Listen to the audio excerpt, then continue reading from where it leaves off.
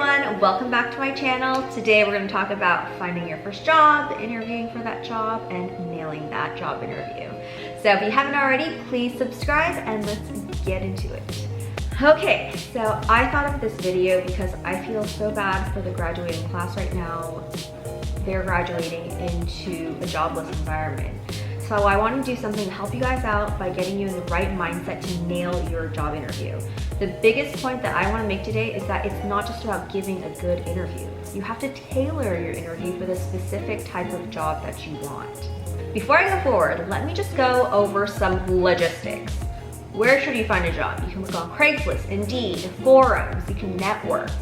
I'll put some resources in the description box. Also, remember to provide an awesome CV that looks really professional. Remember that from the perspective of someone who's getting hundreds of CVs from new grads, you're represented by that little piece of paper or that little digital document. So go that extra effort to really make it look professional, like think Legally Blonde.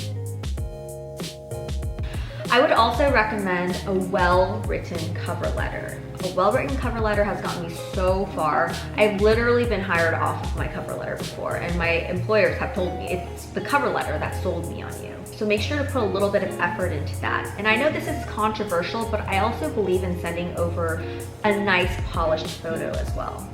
Okay, those should all be common sense, but I just wanted to quickly mention those things. Now, over the years, there are two things I've noticed most grads, new grads, don't know yet.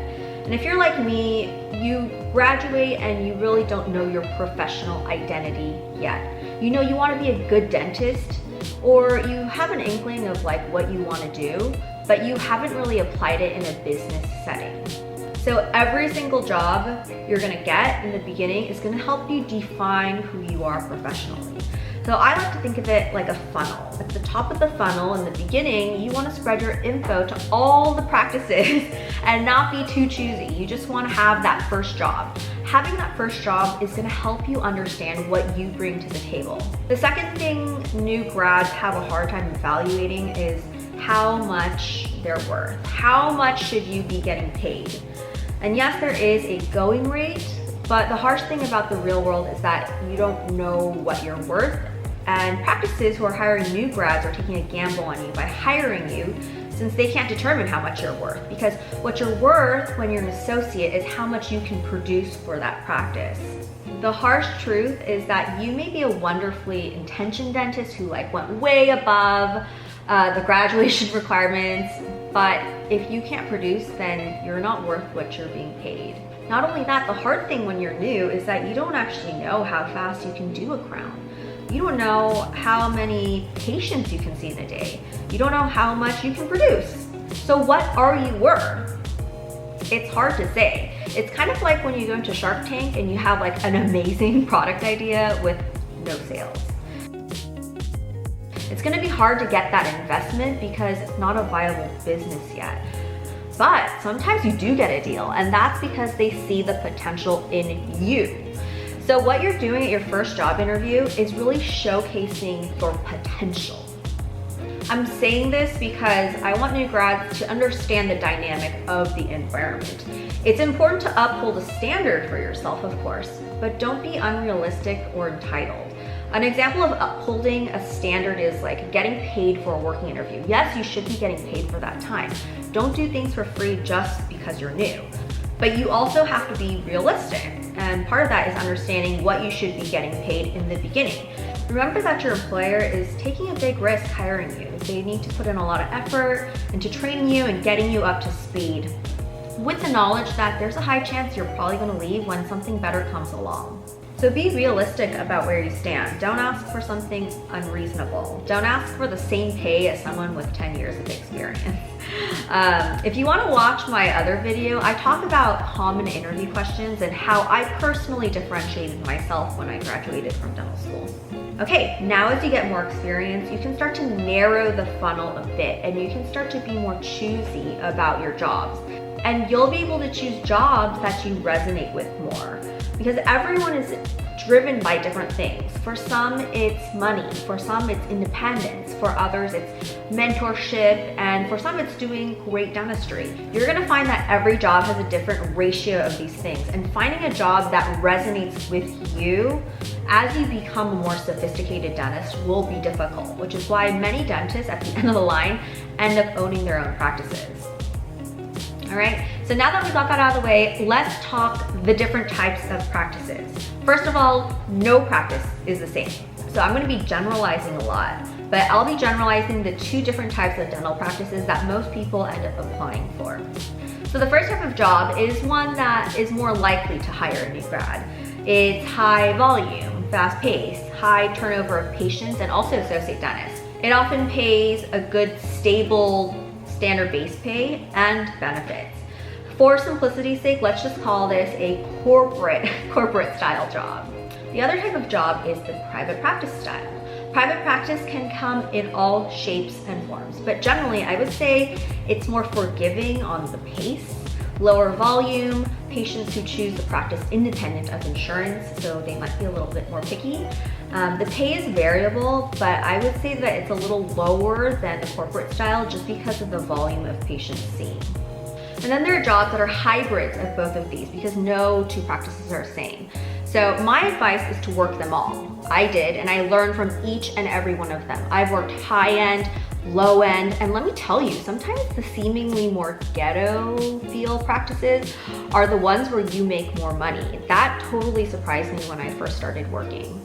And you know, I'm really glad that I worked at every style of practice because I didn't know how many different styles existed.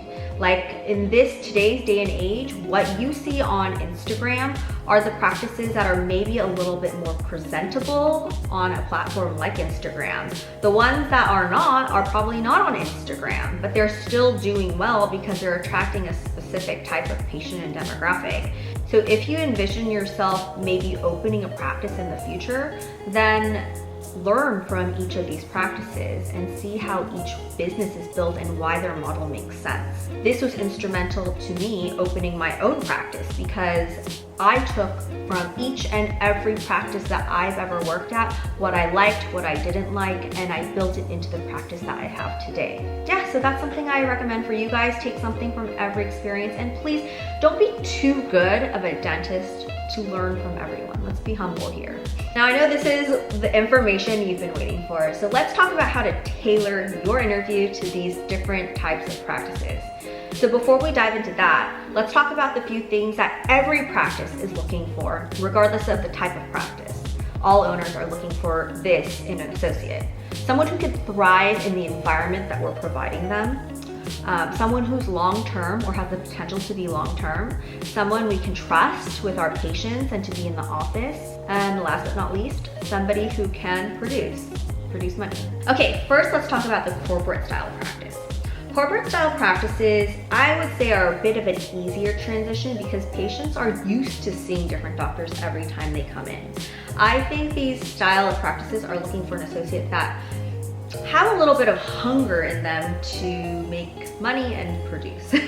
Someone who's like extremely motivated, wants to grow within the company and do things the way the company has set up for them. I also think that they're looking for great communicators. People who are sharp, charismatic, and can communicate clearly in a really fast-paced environment. So if you're having an interview for a corporate style practice, I would definitely recommend a few things. Number one is I would show that you want that job, like show initiative. And showing that you want that job is so important because it shows that you're a go-getter, which is what it takes to really thrive in this environment. Number two is I think just being able to communicate that you're a really level-headed person, that you understand that you're a new graduate, but that you're really motivated and determined to do well in their environment. I would also definitely mention that you're more than willing to learn all the things and all the ways that they want you to do things, but you're also really independent once you learn those things. I think that's really important. Okay, again, so you're just helping them see the potential in you. and the fact that you're driven and motivated and that you want to make money, because ultimately all practices are businesses. And in a corporate style environment, you actually have two layers of bosses. Your immediate boss, who's like the doctor in charge who's coaching and mentoring you, but also the corporation who's going to monitor your numbers on a daily basis. These types of jobs are easier to get, but they're harder to maintain because you're either going to sink or swim in this fast-paced environment. You can do a great interview, but remember, you need to perform after that. So don't fudge your numbers too much. These places are often hiring new grads, so they know exactly how fast you can go already. I really recommend doing at least one fast-paced environment because you're gonna learn a lot about yourself. You're either gonna hang or you're not gonna make it. Okay, so on the other side of the spectrum is the private practice. I don't think one is better than the other. It's just a matter of what's important to you. Private practice, I feel like, is really attractive to a lot of people because of that like long-term, homey relationship aspect. So here's the thing about private practice. There's often more leeway on how quickly you do your procedures because the focus is more all about the finesse of creating a quality experience that patients will talk about to their friends. Because in private practice, a lot of these patients come through word of mouth and they come specifically to see you as the doctor. They don't want to see like a random associate doctor. Personally, when I was hiring an associate, I was looking for someone who had a really nice demeanor about them, dressed well, looked polished and put together, and would present well to like higher end clientele. The other thing that was really important to me was that they had a desire to do good quality work. And they had like a certain vision or standard of how they wanted to practice. As a practice owner, what was really important to me was that they prioritized the patient over production. Because the last thing I wanted was someone who would come in, do a bunch of production on my patients that I would have to redo when they were gone in like a year. So I would rather take someone who's slower, who does good work, and upholds the reputation of my practice. I wanted someone who would do right by the patient and take the time it takes to really do good dental work. It's not just an experiment. It's not just to get your hands wet. You are really committed to the practice and to the growth of it, and also to your own personal growth. Obviously, what's also really important in private practice is having a great bedside manner and having the ability to communicate in a way that feels really personal to the patient. It's something that you can really determine in that first interview just by having a communication with someone. So if you're having an interview for private practice, I would say show up dressed to a T. Let them know that this is the style of practice you're looking for. Let them know that you're not a slow dentist by any means, but that you want to spend more quality time with patients and really grow a relationship with your patients. And my biggest advice is to do your research on this private practice. Look at its Yelp reviews. Let them know that you're super excited to work at that practice because of X, Y, Z. A good private practice will have a vibe, and you should be able to pick up on that vibe through its website, Instagram, and social media. Because remember, private practices are uniquely built around the particular style and vision of the owner. Whereas a corporate office, they all pretty much look like cookie cutter and they look the same no matter what location you go to. So really emphasize to the person that you're interviewing for that you want to work at this very special private practice. So I also want you guys to realize that if you're working in a smaller practice with low volume, you may not be paid as much as a fast-paced office until you build more production into your schedule, because most existing patients in a private practice are gonna want to see the owner doctor. I'm not gonna lie, it's a bit of a rougher adjustment in the beginning, and I saw my associate go through this, but in the long term, private practice can be really rewarding because you end up seeing years of families come through and being a go-to dentist for someone. I think the beautiful thing about working in private practice is that you're gonna learn more than how to do dentistry quickly and efficiently. You're gonna pick up and learn the small things that a really finessed practice offers to patients. Remember that what makes a truly good practice is what it offers in the absence of dentistry.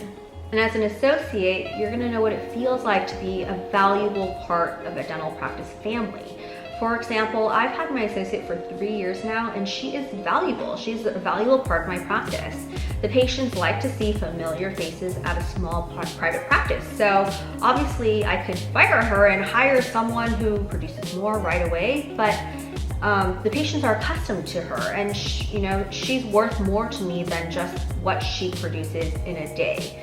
Okay, lastly, if you're interviewing for a hybrid style practice that's a combination of both of these, you're gonna need to take tips from each of these and customize your interview to fit the style of practice you're interviewing for. For example, you could be interviewing for a private practice that is a little bit more fast-paced. Then you're gonna wanna take a little from the corporate and also from the private, look at their website, look at what they're all about, and figure out what you wanna present. Again, I do wanna emphasize that practices come in all shapes. And what I've done here is perhaps oversimplify things to drive a point.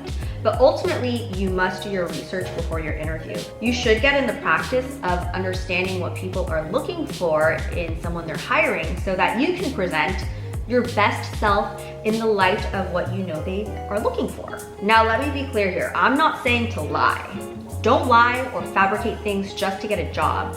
I'm saying you need to make your time at the interview as memorable and impactful as possible by highlighting the things that you have that they want that maybe other people won't be able to articulate as clearly. It's funny because these are the moments where it doesn't really matter if you got a D in anatomy.